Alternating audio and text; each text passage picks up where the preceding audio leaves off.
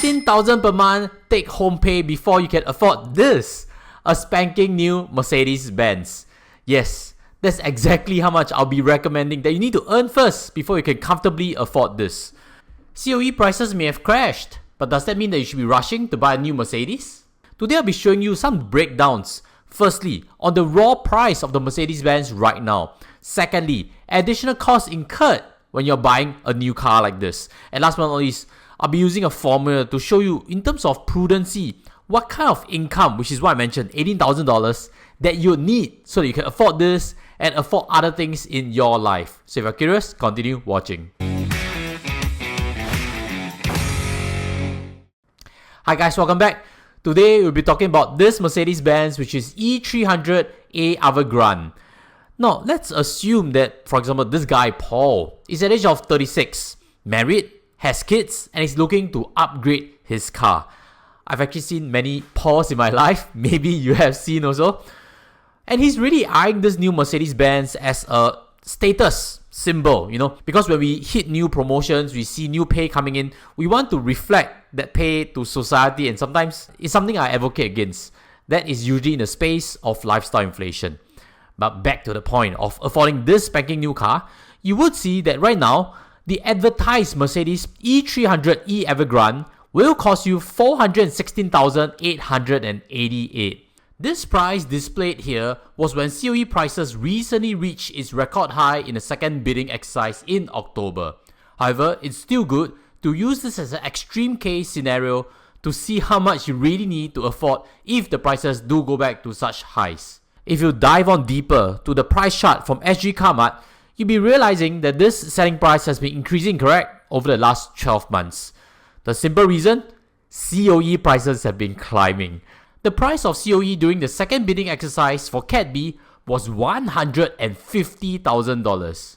That means the metal is $260,000, the COE is $150,000. Just in case you're buying a car, I think these charts really help you understand the COE price trends. Right now, what I observe is the gap between Cat A, which is smaller car, and Cat B has never been higher. Cat A is the red line and Cat B is the green line.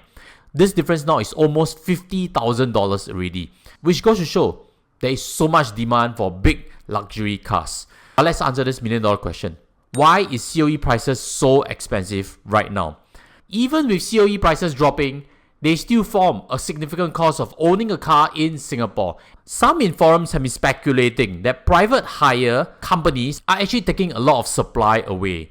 It is true, private hire car population has increased by 11.3% over the last 12 months to more than 76,000 vehicles.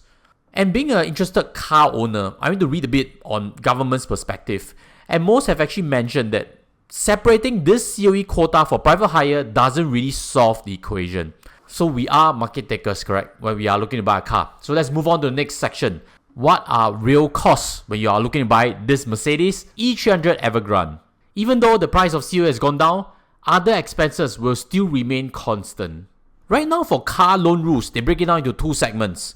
Those that are OMV less than 20,000, which is usually the smaller cars, and those that are above 20,000. You would realize from this loan and tenure limit that the bigger cars, you can only take 60% loan and you have to make down payment of 40%. The total loan tenure can only be up to 7 years. So let's do a hypothetical example. If we stretch 60% loan for this car at $416,888 for 7 years at a very modest loan rate of 2.98%, what kind of monthly cost we are seeing?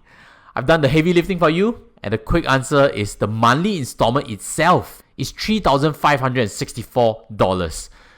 When you buy this car, you have to make a down payment of $169,155.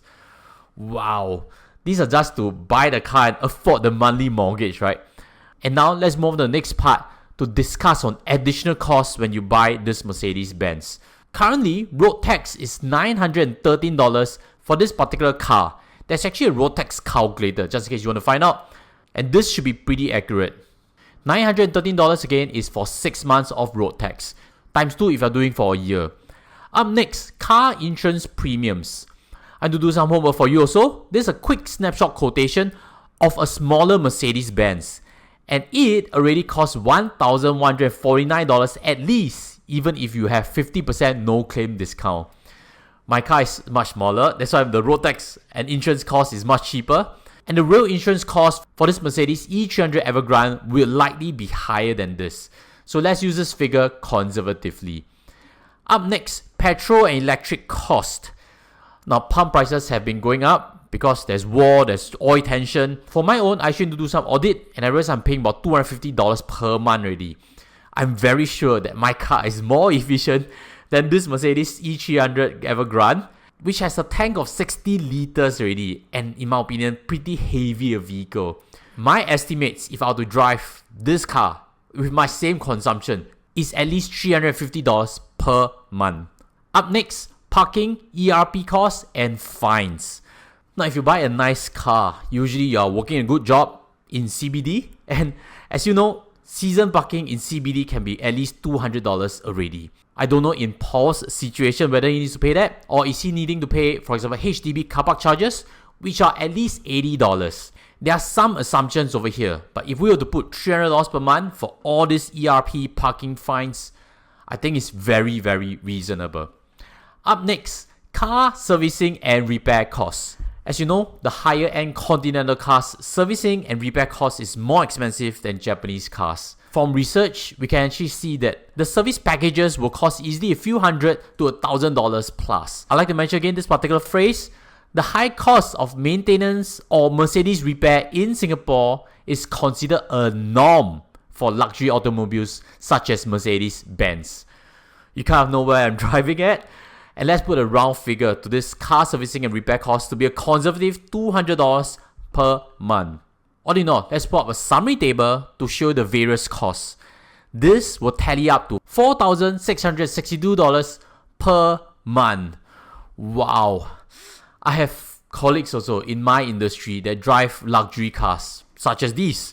And in a lot of ways, I always feel that financial advisory service should always be to teach people and advocate about prudence. And it was one wish that I mentioned openly that all advisors walk the talk. Yes, some people can afford this, but more often than not, many are stretched just to display that they have certain wealth through such a purchase. So if you agree on the message, help me smash the like button because it's taken our team hours to do this homework for you. And also, if you are looking ready to buy an entry-level car, smash the subscribe button. I have a sequel to this to show you what the cost would be like if you buy a simpler Toyota car. Some families need a car, some people like myself are in sales, we need to travel to places. That usage of car can fall into a needs category. But again, the choice of car very much is a want. That leads on to the next section of justifying how much you need to be earning to purchase this Mercedes Benz. You know this rule of 50-30-20? 50% of income should be allocated to expenses, 30% to investments so that you can reach financial freedom, and 20% to savings. So if 50% is allocated towards expenses, conservatively, let's say half of it is spent for this car. So in our case study, Mr. Paul still has to feed his children, still has to pay off mortgage, and he allocating half of his total expenses into a car will require him to be earning 4 times of this money expenses, which will bring the total amount that he needs as take-home pay to be $18,648. Not a joke. This is a real amount if he wants to be prudent, and even if he chooses a simpler Mercedes Benz that is around the 300,000 range, the take-home pay that he must be deriving is at least $15,000. There is still a further point to note. When you take on car loan, it will impact your total debt servicing ratio, TDSR, which will naturally impact the amount of home loan you can qualify when you do a home upgrade or do a home purchase. So the question really is, do you really need a luxury car, a nice car like this? Some will also say that from a family's perspective, maybe husband and wife is sharing this car, therefore the combined take home should be at least $18,600. That is still reasonable, but still, if you spend 1/4 of your take home pay on the car already, there's not much more to spend on other things such as mortgage, such as children, and such as on saving up for retirement.